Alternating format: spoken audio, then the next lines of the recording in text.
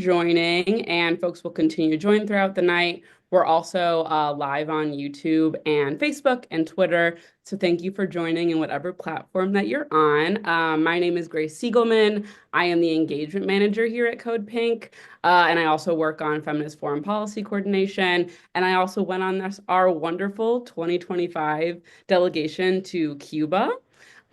We went on an 8-day educational delegation to Cuba to experience firsthand how the United States' 6-decade-long financial, economic, commercial warfare against Cuba affects families, medical professionals, artists, students, and everyday people of Cuba. We were in Cuba discussing Biden's term of continual harm and aggression towards Cuba by not removing a single one of the 200 sanctions Trump had imposed on the country and not taking Cuba off the SSOT. Only days after we returned, Biden, in a last-minute act, removed Cuba from the state-sponsored terrorist list, deactivated Title III of the Helms-Burtt Act, and eliminated the State Department's Cuba Restricted Entities list. Trump reversed all of these decisions, except the Helms-Burns Act in that statement, but then later also reinstated that. And we heard firsthand the accounts of how Cuba being on the SSOT and these other harmful punishments affect tourism, trade, normal relations with countries throughout the world. We also heard from healthcare professionals that despite their leading discoveries like COVID vaccines, diabetes ulcer treatments, and lung cancer immunotherapy, all of which the US has continued to deny, they still do not have basic medicines, medical equipment, and newer technologies to continue caring for their people day to day. We talked with young organizers and teachers who fight every day to preserve Cuba's history and keep the resistance alive, despite the constant and systemic propaganda used to dispel the world of Cuba's power and disconnect the people of Cuba from its collective struggle for its sovereignty and dignity. We met with organizers, reporters, and community members who have had to continuously get creative while living under this blockade. Not everyone agrees on how Cuba will continue to see itself through this war. Many folks felt anxious, angry, worried for the future, and folks continue to petition their government, speak up within their own communities, and challenge themselves on how to better ride this continuous and deliberate turbulence brought on by the US's insatiable appetite for power and control. And yet, despite these differing opinions, fear for the present and the future, Cuba pushes forward. Cuba continues to pioneer new medical advances, create sustainable environmental friendly solutions, uplift and keep safe queer, women's, and extended families' rights, and educate and engage folks like us from the US with welcome arms. Tonight, I have the utmost pleasure to be joined by a few of our delegation members to recount their experiences in Cuba and how this has affected their own organizing and what we can all do to support the Cuban people today and every day.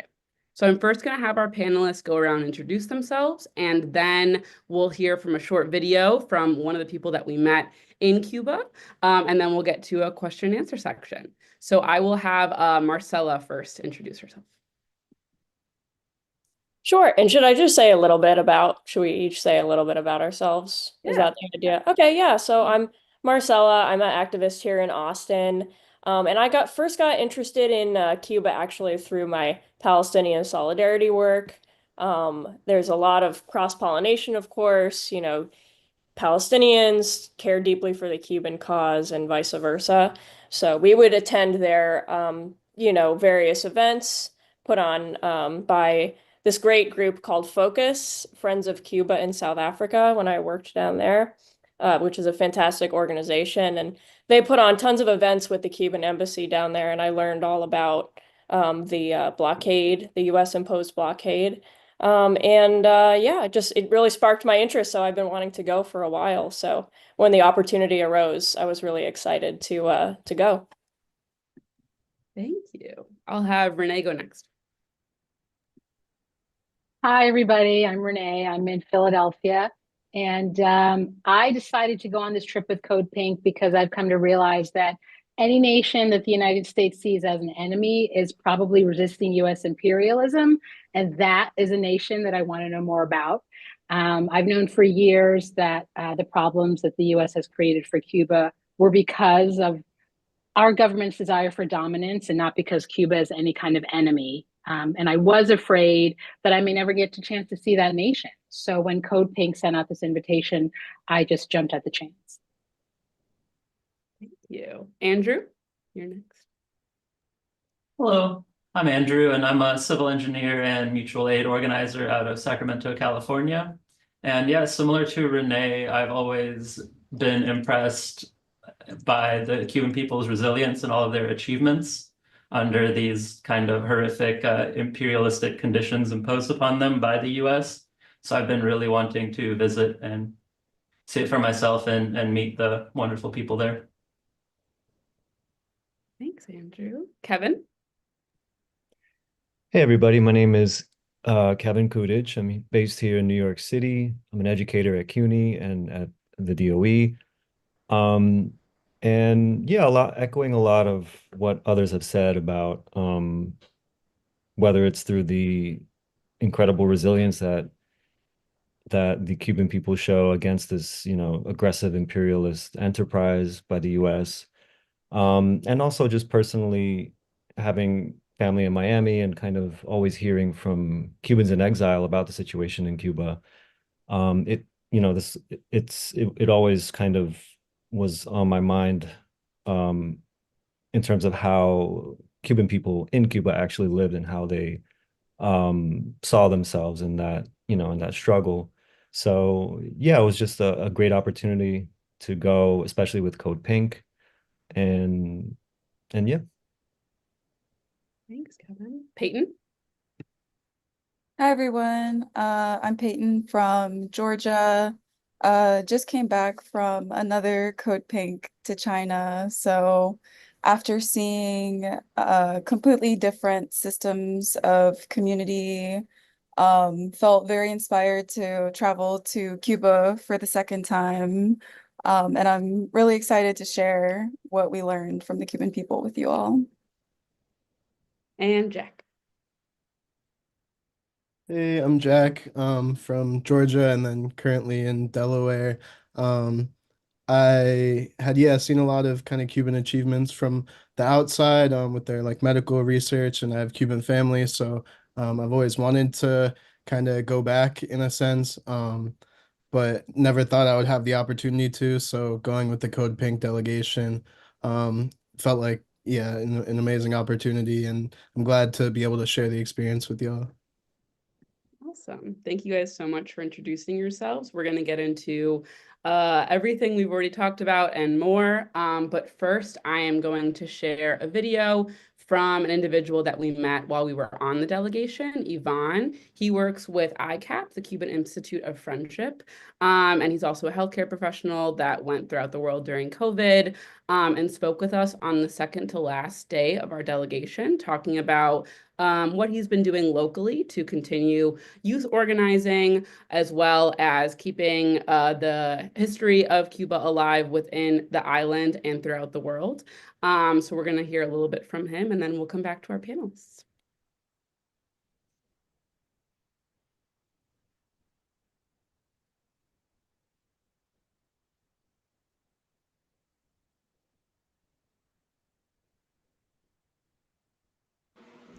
Hello everyone, my name is Ian Ernesto, and since 2020 I have been working at the Cuban Institute of Friendship with the Peoples, which is an organization that fosters bonds between peoples around the world and promotes solidarity in support of global just causes.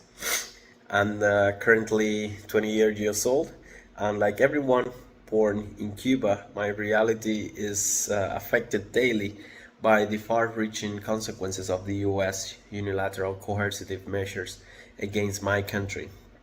There is no living generation in Cuba today that has not been affected at some point of our lives by this policy. And my generation, for example, has experienced in just less than 30 years 2 critical periods of particular opportunistic hardness on behalf of the US government. The special period and the current economic crisis that we are facing right now, that started even before the pandemic during the first Trump's administration. It doesn't matter how would you like to call it, blockade, embargo, sanctions, system of unilateral coercive measures. The fact is that it is harming people and has been doing so for a long time. And not only to Cubans, but also to many people around the world, and even within the United States, who would benefit from a more favorable and respectful relationship between our countries. There is no moral or legal justification for the application of this policy towards Cuba, which is also met with almost unanimous rejection by the entire world. It is only supported by Israel, and we know what kind of ally we are referring to. And it is being justified only by an archaic mind that does not consider either the well-being of the Cuban people or the interest of the majority of the American citizens. My generation is aware that in Cuba we must consolidate, deepen, and transform processes in this long process of building socialism, and we are fully willing to contribute from our perspective in the places where we work. But we also know what we will never accept, what we will never agree with, and it's that my country, Cuba, and my people should not be punished for building a different socio-economical project. We shouldn't be harmed any further by this policy. That you, all of you, myself, and the rest of the world will be much better without the blockade. So thank you very much. I really appreciate this last group that came to Cuba, and we had the opportunity to meet and have an exchange. And I hope to see you, some of you, again in Cuba, and that more people talk about what is going on with this policy against the Cuban people, against many other people around the world that has been prevented for getting all the benefits with the collaboration that Cuba promotes around the world, but also the harm that has been creating not only outside the United States, but even inside your country. Definitely, as I mentioned, we will be better if the blockade will be lifted. So, bye guys, and thank you very much for your invitation. Bye.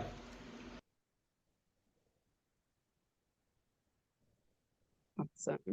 Yvonne is amazing and shared some incredible stories with all of us while we were there, and has kept in contact with us since we came back. So very grateful that he was able to contribute. But I think we will go ahead and get started with our questions. And we kind of already dove into this in the introduction, but if folks want to speak more on it, that would be awesome. Particularly, what made you want to come on this delegation, educational delegation to Cuba? What prior knowledge do you have about going to Cuba, traveling there? And what prior knowledge do you have on the current US economic war that is being raged on against Cuba? And anybody can start. Hi, so I wanted to ask. Oh, Can you hear me? Walter, if you want to Yeah. put your comments in the chat, that'd be awesome. In the chat, got it. Yeah, thank you so much, Walter.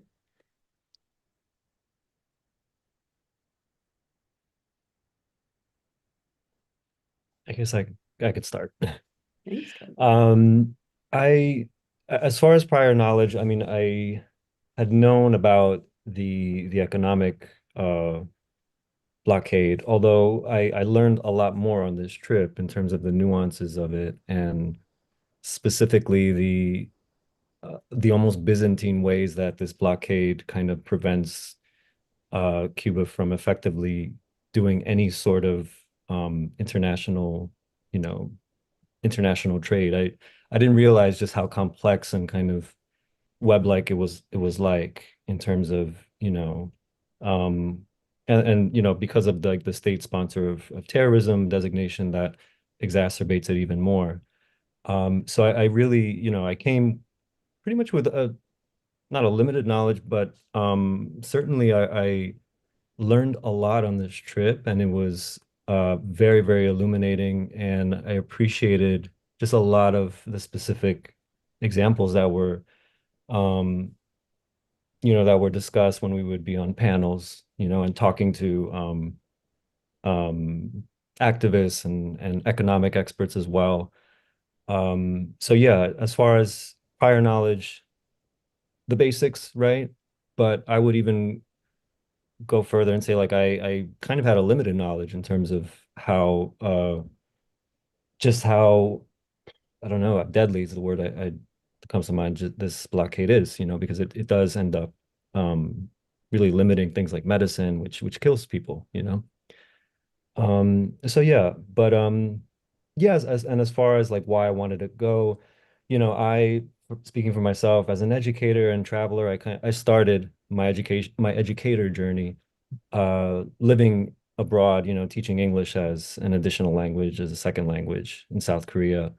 And I feel like traveling somewhere and experiencing as much as you can, you know, within the limited conditions, you know, we only had a week there, but um, I feel like experientially learning about a place, I mean, you have to be there, right? That's like the best way to learn about a place and a cult and the culture. Um, so yeah, and especially with Code Pink that has an ethos that is very, you know, it's feminist driven, it's anti-racist, it just seemed like, you know, the perfect opportunity to go to Cuba, experience what it was like, and go with the purpose of kind of uplifting all oppressed people. Thank you, Kevin. Other folks have answers? I can chime in, kind of tag team off of what Kevin said. For me, what I think about or what I thought about when I heard the word Cuba was Fidel and Che and all of the Che t-shirts and this kind of romanticized revolution in these Cuban, Argentinian heroes.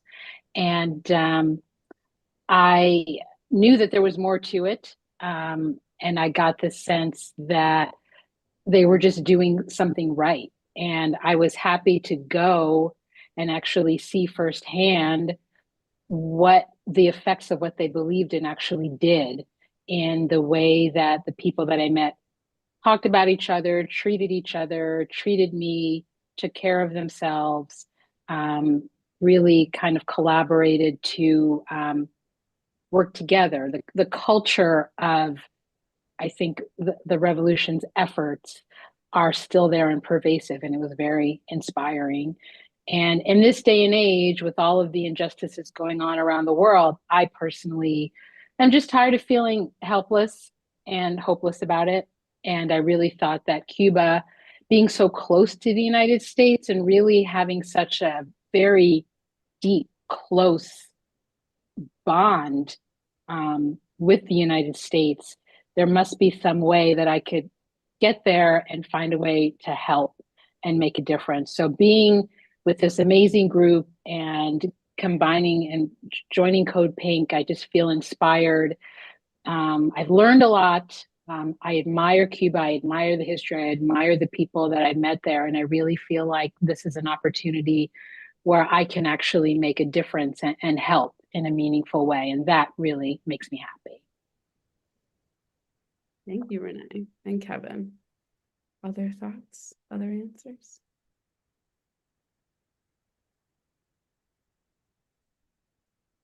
I think I felt similarly one point just on what Kevin said with the medicine specifically. I knew about the COVID vaccines that Cuba had been producing, and they had been sending doctors throughout the world to give care. I didn't know when we got a really in-depth look at all of the other ways that Cuban medicine is continuing to evolve and discover incredibly new things. They were talking about a ointment or some kind of care for diabetes ulcers that I mentioned in the introduction, that had almost eliminated folks having to get their feet and legs amputated because of diabetes ulcers.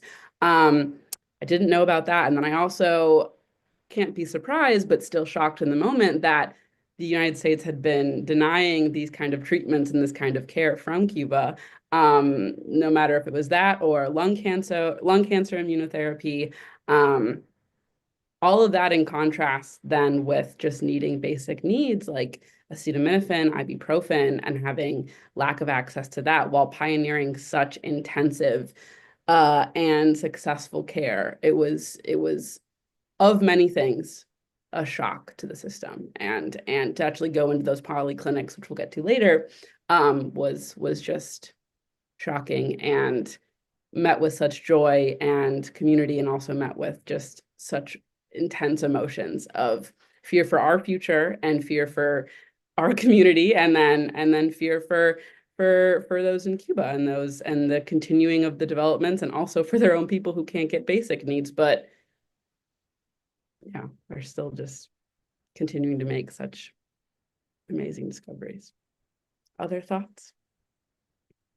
Yeah, I was gonna also piggyback off of what you and Kevin and Renee had said. In high school, I really enjoyed study abroad in Belize, and really immersing yourself to deepen your study. And then also I was very familiar in recent years with Code Pink and its political direction. And this is my second time, like I said, traveling to Cuba on a delegation. My first time was in 2023. But again, I wanted to experience this different and beautiful system. And I was especially inspired after the China trip last November, after I heard about this opportunity for such an amazing price, and with the group that I had just went with. So again, traveling with a politically focused group and having the opportunity to hit so many historical sites and museums and cultural hotspots, I couldn't pass up that experience. And although a lot has changed since 2023 when I last came, the warmth of the people remained strong, and it's a reminder and responsibility to the people abroad in Cuba and all over the world, and the people here, that we need to be focused on building community and these networks as we, brace for what is coming, what is continuing to come. Jack, you unmuted? Yeah, I can go.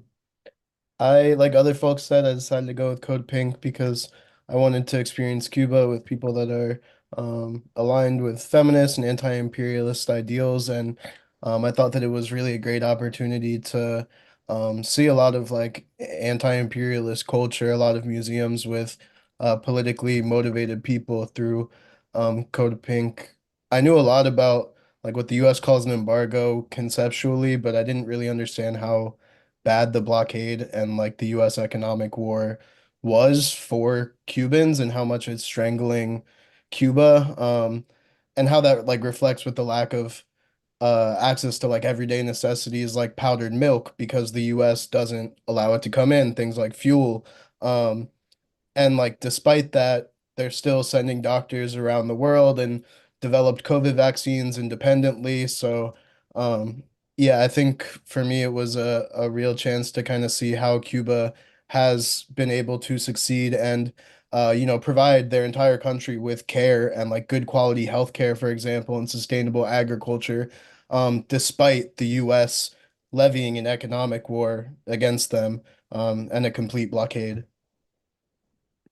Thank you, Jack and Peyton. Anyone else? Any other thoughts before we move on to the next question? Sure. I'll just go really quick. I think like, I just think in so many ways, Cuba is the beating heart of the exploited nations of the world. And we don't get this in the US, but so many nations look up to Cuba and are so grateful for the doctors program, and grateful in particular, I just want to boost that, you know, the South Africans especially feel so grateful to Cuba for having sent soldiers to fight the apartheid regime in Angola, you know, and so that had always, to me, on top of, you know, having this obligation as an American citizen, you know, to speak out against the blockade, there's also just this level of being inspired by the the everything that the revolution accomplished at home and abroad. And, you know, we wonder kind of like, man, how do they make it after all these years, after all these decades of, you know, being of this economic war, which is, you know, which is a murderous economic war, an evil economic war, you know, they get through it by sharing. And that's how people have always gotten through hard times. And I just was just really, sorry, my clock went off. I just was really humbled and so grateful to be in the presence of people who literally, like one of the men we met with, Fernando, who was part of the Cuban Five, literally served in Angola, you know, and we saw, you know, just the pride of the Cuban people is just so impressive to me. So I just wanted to kind of like start with that for me. Thank you. Marcelo. I know Riley's in transit, so I won't pick on him to continue. But yeah, I agree with everyone. And I think one last bit that I'll end for this section is I think we tend, when we read and we listen and hear about places we haven't been to and histories that we haven't seen firsthand, we tend to create a monolith of the idea of the people and the ideas and the thoughts of the population. And I think it was not surprising, but it's so interesting and so welcoming to hear that there were just so many different opinions about how the Cuban government should run, how it should interact with the United States, how it should interact with the rest of the world, how it should act against this economic war that's being waged on it, being on the SSOT. Not everyone was in full agreement or was in full had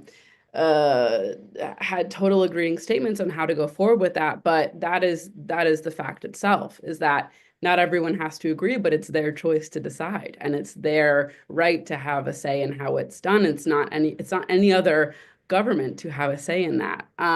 So it didn't matter that not everybody agreed and that not everybody was in same standing, but that it was their choice to do that. And we heard a lot about the family code that had just been enacted in Cuba, which allowed grandparents, chosen family, what have you, to be included in raising a child's life in a more legal way and to have legal rights. And that was voted on by everybody on the island. And they went through dozens of versions of draft statements of making that and declaring other laws and legislation, but it was a joint effort, and it wasn't a totally agreement effort, but it did come to an agreement because they all had a say in it.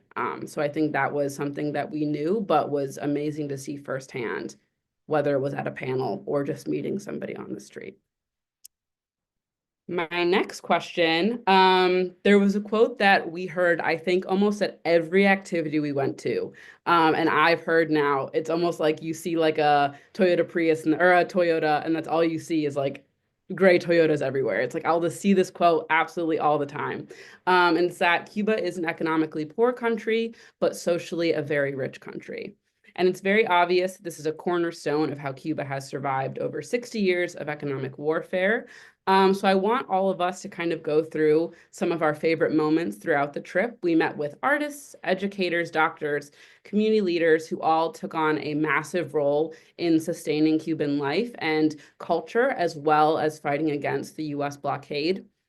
Tell us about how these social, cultural moments that exemplified the communal values in Cuba and how community traditions of dancing, cooking, socializing, storytelling are those key factors in Cuba's survival against US economic warfare and US propaganda as well, if anybody wants to start.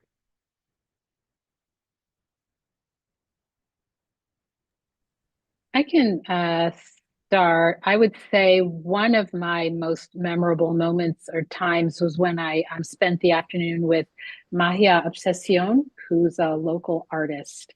So she came to speak with us to talk about um, her work and the experiences of Afro-Cubans on the island. And then she invited me and a couple other members of the group back into her home the next day. So it was great to just be in a Cuban house. She was multi-generational roommates. Her mother was there, her sister was there. Her mother was born before the revolution, and she participated in the literacy project. So she was going around to the countryside teaching people how to read. She was also one of the volunteers that went into private property and said, okay, well, this is government property now. You can stay here, but the terms have changed. And learning about how they can own property, how the property is passed down, looking at the architecture from the inside, and then speaking with Mahia about how the Constitution has opened up for some small business capitalism, and there are a lot of individuals that are making waves and opening up individual businesses, which is very exciting. And speaking with young Cubans and inspiring them to learn about the history of the island and be proud of their socialist roots, and really wanting to stay and help each other, and get educated, learn about current events, learn about history, but stick together. It really made me inspired, like you were saying, that there's a lot of hope and there's a lot of ingenuity and there's a lot of drive. And it really made me just have some faith that Cuba really has some chance in some way to pull out of this, because the individuals that oppose Cuba are really in the minority. And so it was great to spend time with her and learn about all that and get inspired.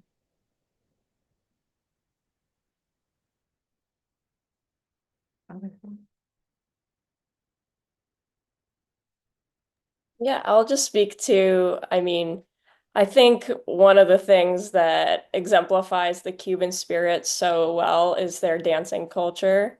Um, and it's just amazing. You'll go just anywhere on the street or, we had like a little rooftop at our hotel, and everybody just knows how to dance. Like, it doesn't matter what age you are, what your background is. Like, it's like the music starts and everybody's just doing it immediately. And I was like, I've never felt so inferior in my dancing skills. But it was just cool. And it's like partner dance, and it's just like people are just so in sync with each other. And I don't know, it was very beautiful. I don't know, just seeing everybody just automatically, they know what to do, every step, every beat. And I just found that amazing. And we had so many great people, just strangers teaching us how to dance, and in the Cuban way. And that was so cool. And I just found that really to be culturally very different from anything I've experienced before. So I loved that personally. Just piggybacking off of what Marcella had said, when we arrived into Havana, just a couple hours later, a group of performers surrounded me, Marcella, and some of the other people of the delegation, and were singing and dancing. So it was amazing, like feeling welcomed, and immersed. And I agree, like being in sync and building that connection through music and dance, and then also being surrounded by, instead of having like ads everywhere, it's art and quotes and murals to keep the people inspired, and build faith in the system that they have worked so hard to build. So there was a beautiful ceramic art spot. That's also a community project. It's like a art spread of ceramic pieces. And it was a beautiful exhibit. You were able to go and walk through it. We had a really nice lunch there, and we were able to appreciate the art, interpret it, reflect on it. And then there were a lot of shops nearby where we could appreciate the art on the walls or purchase in the stores and stuff. So yeah, it was a really great experience. And then there was another time where we went to the community theater, and that's the home of two grassroots projects. There's one project that's dedicated to popular education around the environment in the community. And then there's another project where they focus on Afro-Cuban dances and music, as well as workshops for children. And we were able to get involved in that activity, play the instruments, and dance along with the people. So it definitely keeps your spirits high, being able to appreciate the culture and music and dance. Other thoughts? Other memories? The universality of twist and shout is pretty wild. They're like, all right, now we'll do a song for you guys, and they played twist and shout, and everybody went crazy in the room. It was amazing. That and a Hotel California. Yeah. It was a classic. Andrew, go ahead. Oh yeah, I was just piggybacking off of all of that. The no ads anywhere was pretty amazing. And then just generally, not even a specific event, but the culture there is very, very warm, kind of like how Marcelo mentioned. Everyone looks each other in the eyes. It's very easy to have conversations with just anyone on the street, and like real conversations, not just how are you doing today, but talking about your life. People are very touchy. It's hard to get touch starved there, in a very like wonderful, loving way. And yeah, it's all these things that were a culture shock in a very positive way coming from the States, where it felt like a community. It felt like a community-driven place. Something Medea said on Code Pink Congress last night, I resonated with so much. She was there with Anne not too long ago, and they were at several conferences, but she'd be wearing her keffiyeh throughout the week, and she would be met with folks saying, free Palestine, starting in dance and song. And she's like, usually when we do that here, it's in protest, it's in uprise, it's in something's happening to us, and we have to start a chant. We have to be together in unison, and we have to be saying exactly what we're there for. And there it was met with such joy and such solidarity and such kindness. And that is exactly what I felt every single day wearing my pink keffiyeh and just talking with people on the street about Palestine. And about how they have like talking about their dance and their storytelling and how it relates to Cuban dancing and Cuban storytelling and food. And it was just such like a shock, yeah, from being here and having that in our own circles and in our own communities. But most of the time it's when we're met in opposition. So that was like a really positive shock. Yeah, I remember getting to the airport and some of like the customs agents were wearing keffiyehs, and people had like colored hair and were looking really stylish and rocking keffiyehs. It was a nice like first thing to see upon entering the country. Other thoughts? Yeah, this is like kind of random, but what Andrew mentioned, like the customs process to get into the country was like really easy. Like everyone was super friendly. It didn't feel like a hassle like TSA in the US. It was just a very, yeah, it just felt like way more friendly. Just everybody in general. And that was kind of my favorite parts of the trip where I definitely felt like the most connected and felt the warmth of the Cuban people and kind of what it feels like to have a more communal society. For example, like a lot of us got sick on the trip, and doctors ended up being sent to the hotel to take care of people, like give shots and just overall checkup, like completely for free. And that would never happen in the US. Like you'd have to pay a ton, or they just would never get sent out. And our guides, Yanni and Rodrigo, went out of their way to like make sure that everyone was having a good time. They were super informative. For example, like Yanni shared that she was in the FMC, which is the Federation of Cuban Women, which is a volunteer organization comprised of like, I think it was like 90% of Cuban women at some point had volunteered, and it's dedicated to advancing women's rights. I just noticed in general, people were very dedicated to bettering their community. Like everyone that we seemed to talk to was just like an expert in anti-imperialism and socialism. And it's just like I just bumped into you on the street. Like, how do you know all this? And it's nice being able to kind of express those views, progressive views, without the kind of backlash that you get in the US. I made a friend that was like kind of showing me around Havana, and he took me to his home, and introduced me to his like 95-year-old mom that he takes care of. And everyone in the area just knew each other. Like it's very normal to trust neighbors to take care of your kids and elderly parents when you're working. So it was just really beautiful to have a like sense of community, and kind of like everybody knows their neighbors. And then like Peyton and Marcella said, there was like art everywhere and people singing and dancing, and it felt so culturally rich in ways that I'd never really felt before in the US. Like our last night we went to dinner and like fiesta y pachanga, and like everyone danced and there was a conga line, and it felt like a wedding where like everyone knew each other and stuff. And it's like we really, it was a bunch of strangers, but it really felt like a level of care and love that I was not used to. So yeah, it was very culturally rich in ways I had not expected or felt before. Thanks, Jack. That's a good segue into our next question. Oh, I'm getting a little emotional, which I did not think was, I'm just, yeah. We visited a polyclinic and got to meet healthcare professionals, and yeah, just talk about your reflections on the medical advancements that we heard about, that Cuba has been able to develop, in contrast with the lack of basic medical needs like over-the-counter medications and supplies.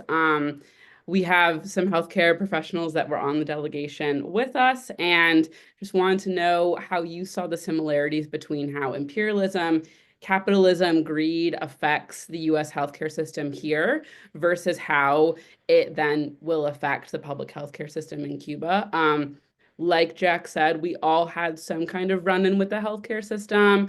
So I think that we all can speak on it. So whoever wants to hop back on, please.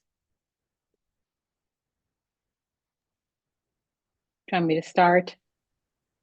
Yes. I don't think I mentioned I'm a physician, so this visit to the polyclinic and making friends with physicians there was really special for me. And I would say, with my observations, medicine in Cuba has definitely not escaped the damage of the US blockade. Doctors there can prescribe medication for anything, but there's very little medicine available. And often, what medicine is available is just too expensive to buy. I met one man with asthma who had run out of his medicine, but he had his inhaler in his pocket, kind of like sucking on it in the hopes that he can get some medicine out of it, but he can't get any more. And Grace can attest to people in the hotel asking us for creams for rashes, band-aids, bandages, over-the-counter pain medication, because those things are just not available. And all of this is definitely affecting Cuba's health. Obesity is not much of an issue because there's not enough food. Malnourishment is a growing concern. Parents told us about their children who are shorter than they were at their ages because there's not enough food to really give them the amount of nutrition that they need to develop. But despite all of this lack, the government has continued to prioritize health, and the education system has created some very brilliant people with a lot of ingenuity and determination. So, like Grace was saying, they developed 2 COVID vaccines that kept the island completely healthy during the pandemic. A lot of other nations received it. They exported it to other nations. They've developed a diabetic foot ulcer medication. Foot ulcers with diabetes in the United States are a horrible problem. Cuba doesn't really have that as an issue much anymore. They've invented a lung cancer vaccine that is evidently in the United States. There's some Mecca in New York City that has possession of it. They've had it for several years, from what I understand. It hasn't seen the light of day. We can all guess why. They've developed a drug for Alzheimer's. And one of the physicians that I communicate with, they're working on a trial for a pneumococcus vaccine. Those trials are underway. So it's just amazing. There are significant differences, obviously, between Cuban and US medicine. Cuba has a reputation for excellent medical training. And as far as I'm concerned, I think that they were probably in a better position to be physicians than we are here in the United States. We trained for 8 years, they trained for 6 years. We do the same hospital work, residency. Once they're done, they can specialize like we can. But unlike in the United States, when they're doing their specialty training, these doctors go back and work in the community as primary care physicians. So their education is free.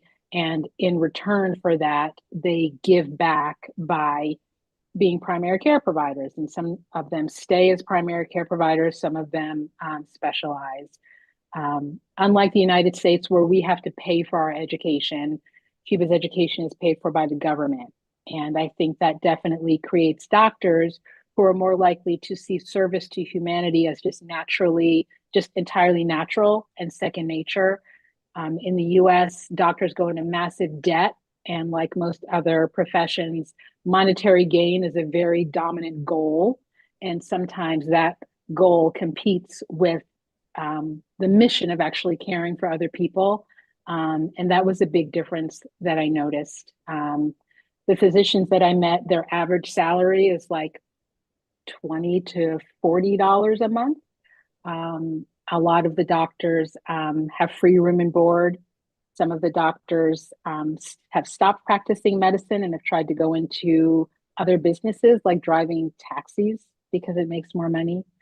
I would also say another difference was the clinical skills. I think that the clinical skills of Cuban physicians are probably stronger than those in the United States because they don't have a lot of the technology, the updated CT scans, mammograms, lab tests, good lighting, gloves that we have here. And so their instinct, their book learning, their ability to discern and diagnosis by touching and listening to a patient, I think they're a lot stronger. We do a great job here, but I think compared to the way medicine is practiced in Cuba, it's a little bit lazy because we have machines kind of tell us what to do and tell us where to go and what's wrong. And I really admired that. So it's really promising. They're doing a lot with very little.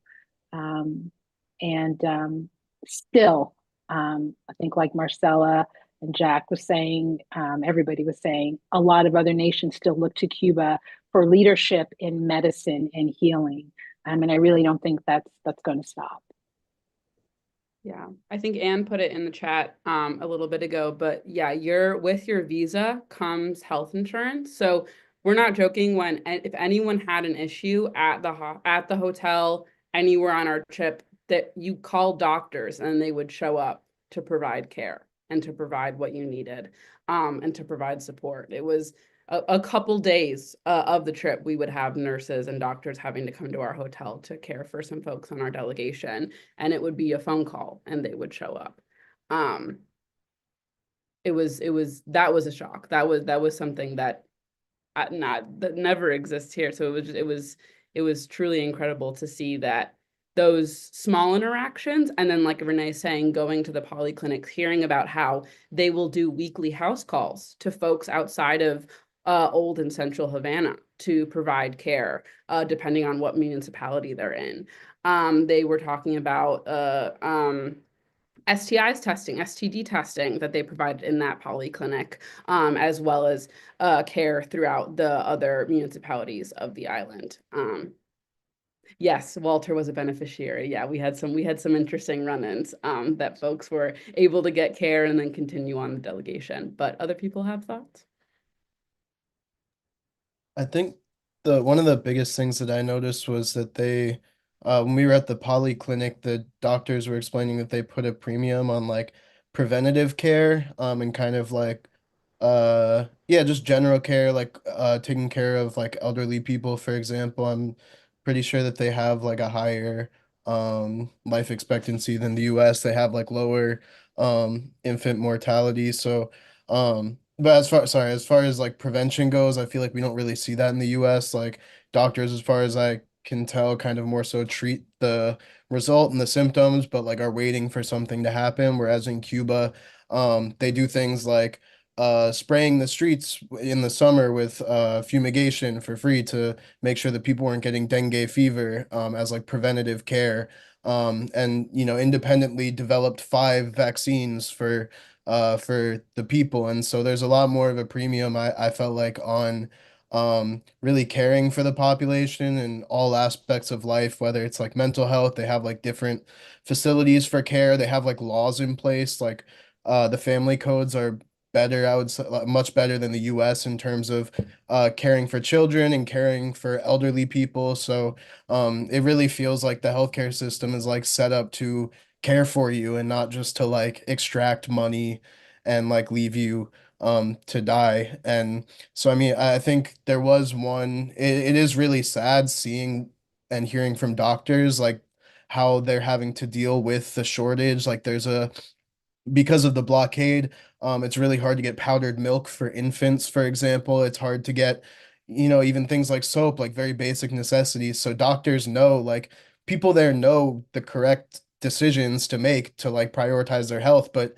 it's just not available. They don't have the over-the-counter medicines because the US, yeah, doesn't allow them to trade with anybody. And despite that, they still are sending doctors to Angola. They even sent doctors to help the US during Katrina. So just seeing that like the care that goes out is really beautiful.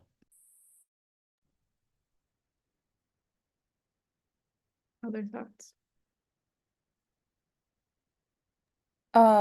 Something that we learned while we were at the Fidel Castro Center was the victory like over the diseases and illnesses and all of the parasites that they were able to eliminate once they were able to make public health a priority as the working class was able to build socialism following the revolution. So yeah, sending doctors all over the world has left reverberations and has definitely left an influence on the people that the Cuban doctors have have helped. Like my mother, she's a Jamaican immigrant, and there are countless stories of how Cuban doctors would travel to Jamaica to perform procedures like cataracts surgery. And there is still a very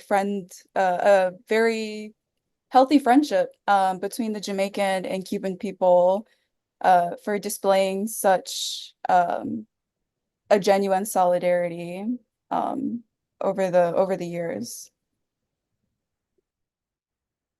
We've talked about the family code a little bit, and I think we've talked about it in terms of chosen family, older family, and then also babies and children, but it also has a very robust amount of context on acknowledging gender violence and how that can be anywhere at any time and has legal consequences, and also offers guarantees to those who were harmed and for the caretakers of those who were harmed. And that was, I think, like Jack pointed out, Johnny, who worked with the Federation for many years, was talking about that a lot on our trip and how she's actually used that and it's been a proponent for herself and many other women that she knows. And we heard that through her and also folks, healthcare professionals at the polyclinic also talking about it, like I mentioned with STD testing and reproductive care and abortions.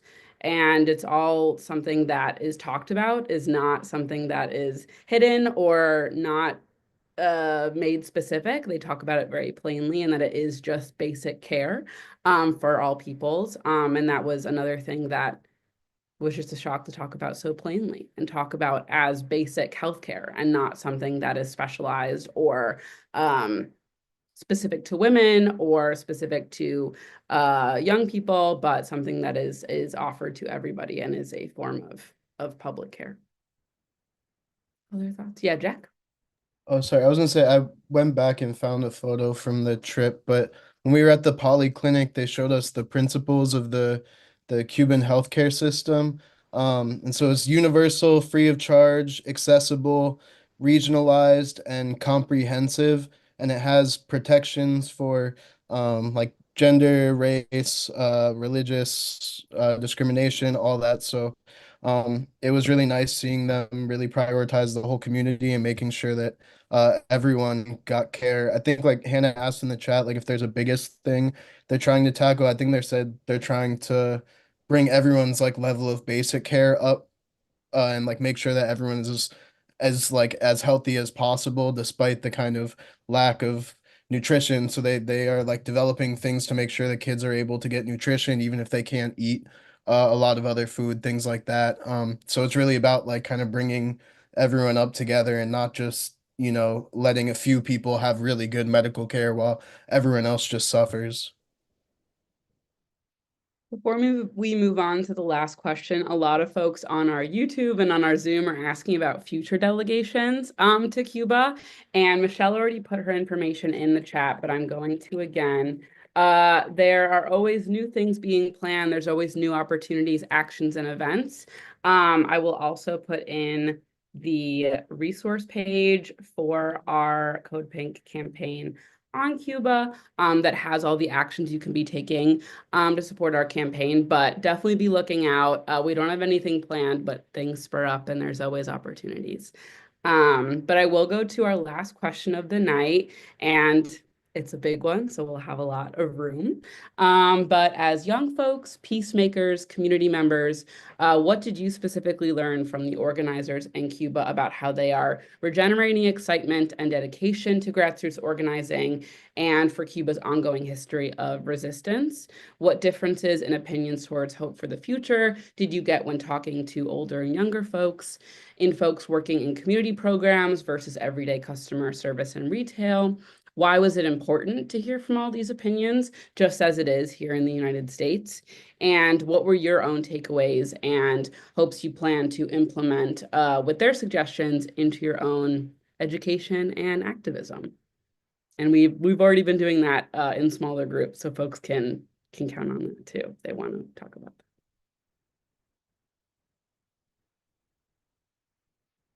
that. I think we talked to Daniel, I can't remember his last name, from Belly of the Beast, which is a US and Cuban based anti-imperialist like media organization. And they're saying that there's kind of a lot of new ways that Cubans are staying kind of in tapped with the staying like tapped in with the news and trying to keep up with everything around the blockade. And so there's a lot of like organizing kind of around the blockade, and also there's just a lot of movement in Cuba right now. He was explaining that it's tough to kind of do sort of organizing or activism um because the US gets involved. Basically the US funds a bunch of like right-wing media organizations, so it's tough because even like independent activism, journalism, things like that gets kind of lost in the wayside of all of this like US propaganda. But Cubans, I definitely felt were very active, had a lot of energy, and really wanted to, you know, resist. Everyone was very much about, you know, I heard a million times like, we love the people, you know, not the US government, you know, it's about the people, not the US government. And I felt a very strong sense of community with people that were really concerned about peace. And like other people mentioned, people talked about Palestine, and, you know, it was just it was nice to have those kind of energizing conversations with a lot of people. Whereas I feel like in the US, it feels like a lot of people are kind of disaffected or just don't really care. They've kind of checked out. And I think for Cuba, because it is such an everyday thing, people need food. They're fighting for their life. Like their kids can't eat because of the US. It just makes the issue so much more real, and they realize like the power of solidarity.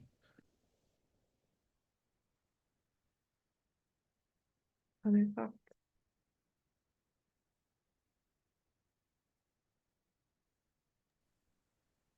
I would say what I really came away with was that in Cuba, there's this history of resistance to imperialism and also a history of dedication to humanity.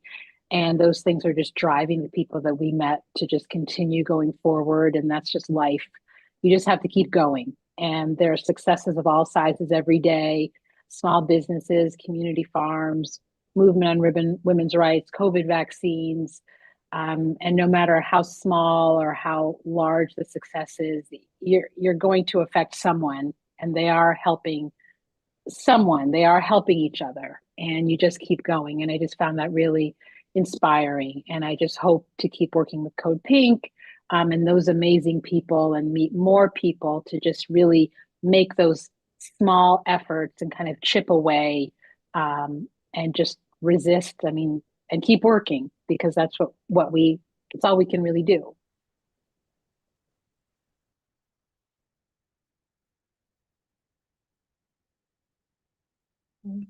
I just want to offer just like a final maybe image that I thought about. You know, it was like the last night, and I think a group of us went out and we went to see the grandma for the last time. And it kind of felt like a pilgrimage. It's like we gotta go see the grandma, you know, because like it had like this larger than life presence, even though it was like in glass and cased in a housing. But as we went to see it, there was also like probably an illegal rave party with like house music, you know, just like drowning everything out, and the grandma, you know, at the same time. So to me, I don't know, that is like something about that. It's like modernity and like whatever come what may, you know, if this, you know, blockade lifts and however Cuban society will move on from that, there are these pressures and, you know, pressures that inevitably will kind of cause this volcanic shake in that island, you know. And I don't know what that is, you know. But I think resistir es vivir, you know, that resistance is going to keep them alive, and those revolutionary ideals I think will always be there. And those never die, you know, no matter, you know, no matter what happens. So, you know, that's what I think. I think. Thank you, Kevin. Yeah, I think that was the overall sentiment I got, whether it was from Rodrigo, whether it was from Johnny, our tour guide, or just folks from Danny from Belly of the Beast. It was, yes, this is all happening. And now what? This is all happening to us from the US for no reason, only because we care about each other. And that's how the society has been built, on care and on community stability. And now what? It's going to continue happening. So we have to be creative in how we resist, how we care for our community, and how we go forward. And we were on a planning call last night for this webinar, and we were just talking about, oh, there's like all this has been happening, and yet we've seen so many positive articles or sentiments coming out from Cuba, coming out from Mexico, Venezuela, Colombia, of which Trump right now is trying to be so harsh and so hostile and so awful towards. But the sentiment from what we heard last night at CODEPINK Congress tonight is that that's always been the case. It's always been terrible and awful, and yet Cuba has resisted. And there are so many folks within the US where it's the same sentiment of there's always been pockets of this, no matter what party, always been bought out by Zionist, militarist, angry imperialists who don't want us to have health care, don't want us to have proper care, and don't want us to be in community with one another. That's always existed. And then what? What do we do to keep showing up for each other? And that I think was seen through, no matter if it was us at the cannonball firing and Johnny was reciting every word from it because she'd been there so many times and she just loved history. Or it was, yeah, our last night where none of us knew the words, none of us knew the dance moves. We were all running around the dance floor, dancing together with the heads of the polyclinic, the lead doctors of the polyclinic, lead organizers, doctors in economists were there dancing next to us. It was the same sentiment throughout. But yeah. Other thoughts. Yeah, sure, I'll go. I think I was thinking about when I was flying into Havana I had heard somebody, talk about how, what's happening in Cuba is a slow version of what's happening in Gaza, as this is before the ceasefire was happening. And part of me was even a little bit skeptical of that. I was like, I can't possibly be, the case, maybe that's a little bit severe. But you go there and you see the state of, the literally the crumbled buildings, and you're just like, it is, in a lot of ways we are committing a grave crime in Cuba, the US government. And you know, but Cuba has seen Spanish domination and they've seen capitalist domination. It's not the worst thing they've ever been through.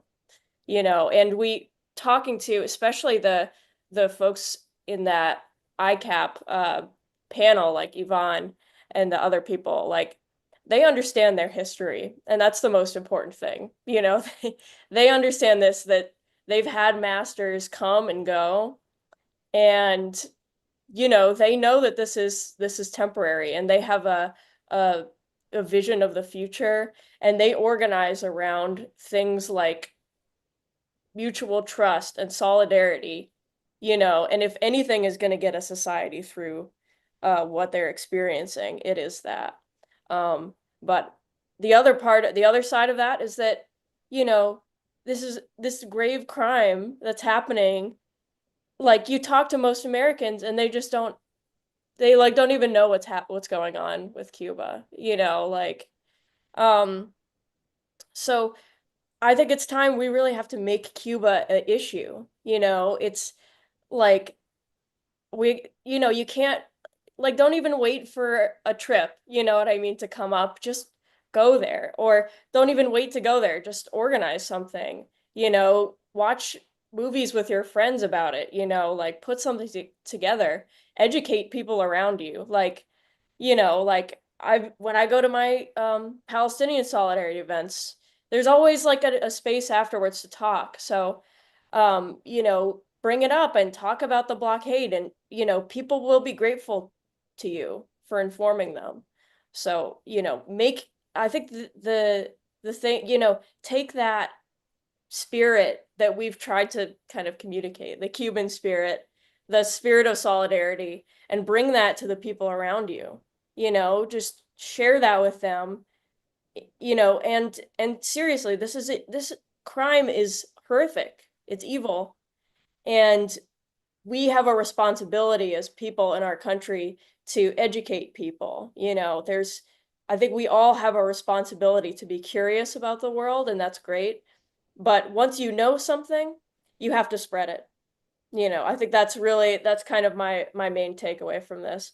On top of being, like I said, I so grateful to the Cuban people for showing us a system which is a different system, which is a great system, and showing us that what we have, like all the problems in our society that are not inevitable, and they're things that can be worked against and organized against.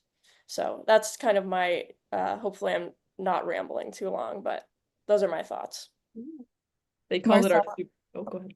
Sorry. Oh, I was gonna say, Marcella, I'm in agreement with a lot of what you said. A lot of people from the US or the West feel this, like, I don't know, like American guilt.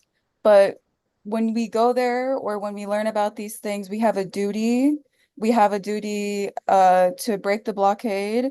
We have a duty to build the spirit here, to build a movement to break the blockade. The Cuban people welcomed us with open arms, knowing that we were about to go back a week later and start the work here, start our work here.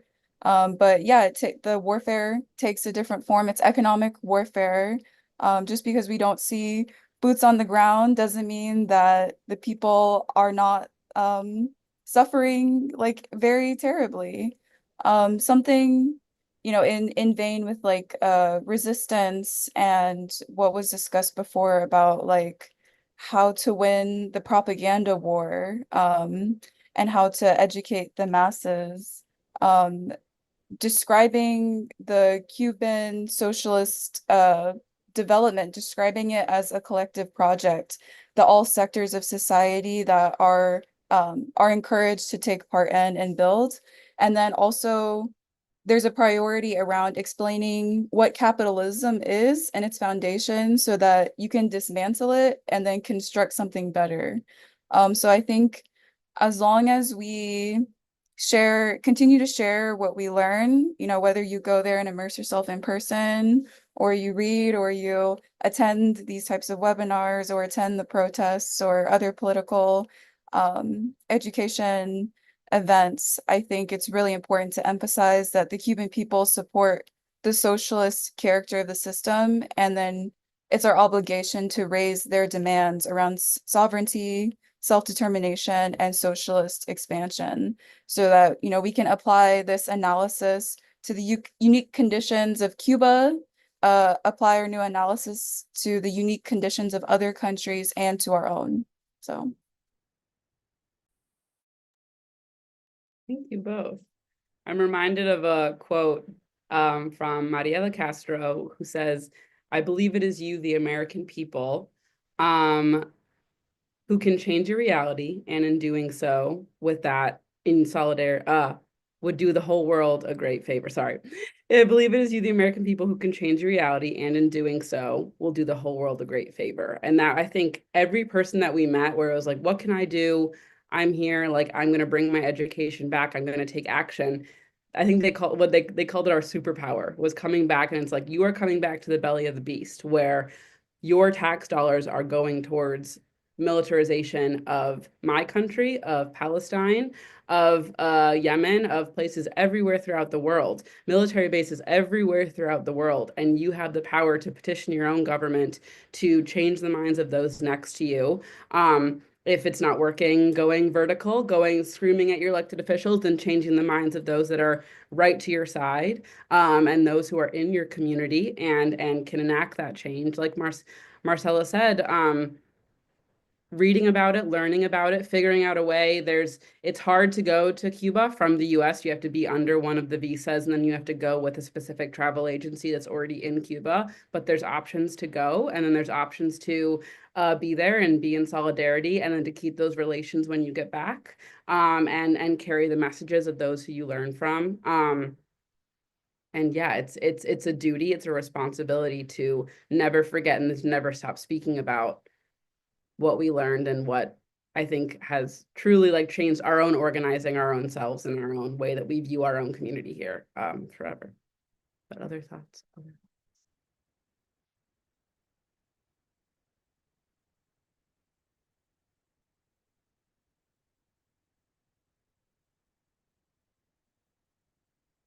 We have been talking for a minute. Andrew, Riley, any thoughts? Any thoughts? It sounds a little corny, but I heard a few people say it there, and it truly is like a revolution and society and resistance rooted in love. And I definitely felt that just with the warmth of the people and all of the solidarity, and just the fact that they all were so hospitable and accommodating to us as people coming from the place that is causing their hardships. And that was really beautiful. Thanks, Andrew. Riley, any last minute buzzer beater thoughts?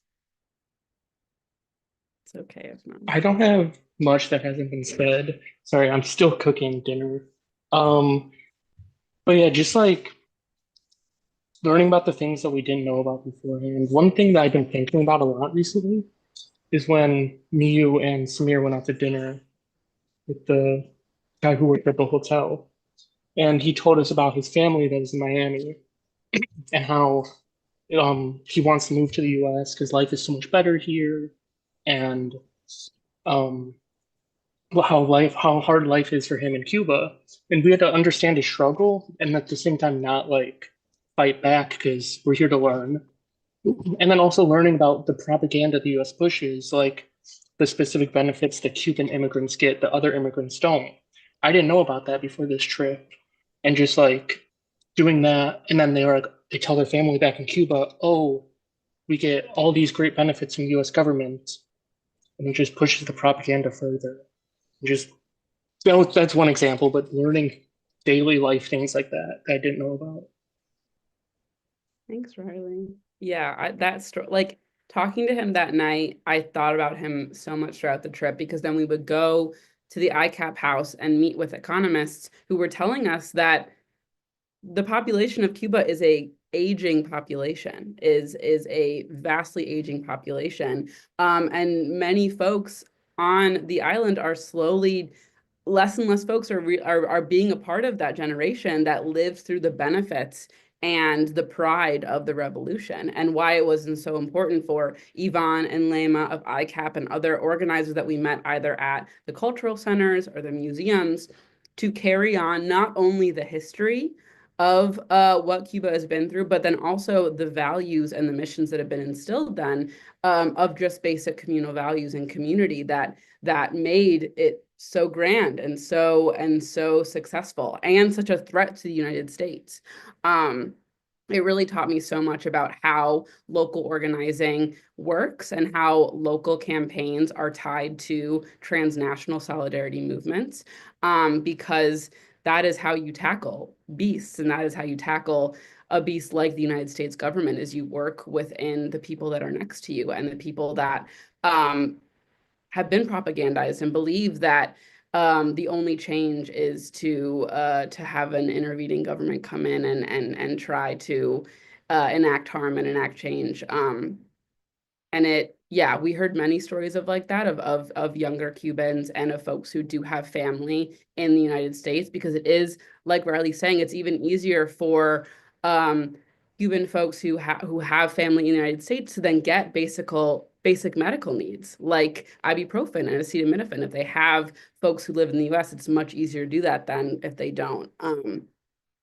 So all of that on top of just everyone that we met was just like, my main priority is getting food and getting food for my family. And I'm going to do that by whatever I have to do, but that's what my priority is. It's hard to, we talk about all of this and the joy and the community and the family, and that's all true. And that's all so instilled no matter what opinions they have, but that doesn't take away from the fact that they're just trying to support their families and support themselves.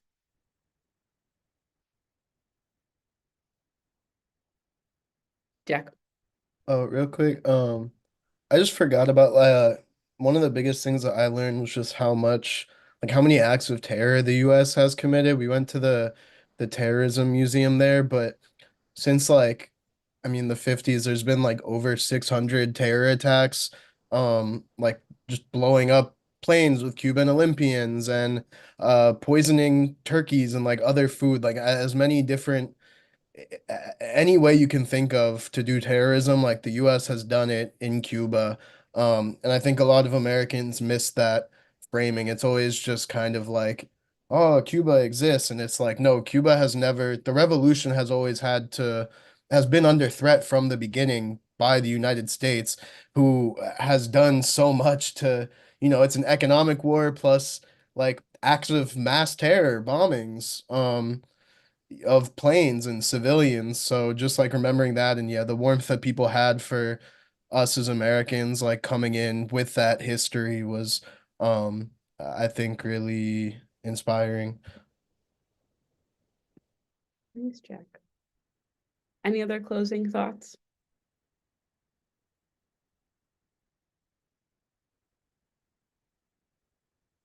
Okay. Okay. Well, thank you all so much for staying with us for this entire time. I think we covered a lot and yet covered not even scratching the surface of everything that we did. And folks on the delegation are going to write, and we'll be doing more media follow-ups, videos, social media, to try to document the experiences we all had there and to encourage folks to take action. I'm going to put just some links in the chat about some current initiatives we have from both our Cuba campaign as well as our general Latin America campaign, wanting to get involved locally with CODEPINK and also with wanting to take action for Cuba, as well as the CODEPINK Congress that we had last night, which included Medea Benjamin, two folks from Mexico City, talking about the ongoing Trump administration in relation to Latin America, Colombia, Venezuela, Mexico. So I encourage folks to take a look at all of those resources and to, look out for any future delegations and just future actions that we have in support of the Cuban people. We hope that, like us, everything you've learned makes it hard for you to ever stop talking about Cuba and the Cuban people, the joy and the anxiety and the fear that comes with all of that. So very grateful for all of you tonight for sticking with us, and we'll see you at the next one. Thanks, folks. Much love. Bye, Walter. Bye, Linda. Bye, Hi, guys. Walter and Linda. Miss you guys.